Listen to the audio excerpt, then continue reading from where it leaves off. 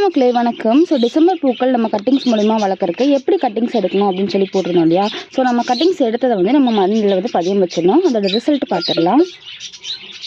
So இது பார்த்துட்டிங்க அப்படின்னா அந்த கட்டிங் எடுத்ததில் சின்னதாக இதில் வந்து வேர்கள் போட்டிருக்கு. தெரியுதான்னு தெரில, குட்டி குட்டியாக வேர்கள் போட்டிருக்கு.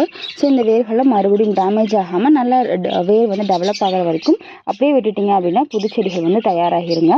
ஸோ இது வந்து வயலட் கலர், அந்த பக்கம் வந்து ஒயிட் கலர் இருக்குது. அதையும் வந்து கட்டிங்ஸ் மூலிமா வளர்க்கணும்.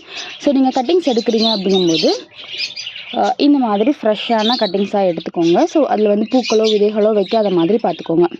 ஸோ முடிஞ்ச அளவுக்கு இப்படி உடச்சிட்டு இந்த கணுக்கள் இருக்கு இல்லையா, அந்த கணுக்களை மண்ணில் போகிற மாதிரி பதியம் வச்சோம் அப்படின்னாலே அது சீக்கிரமாக வேர் விட்டு வளர்ந்துடும்.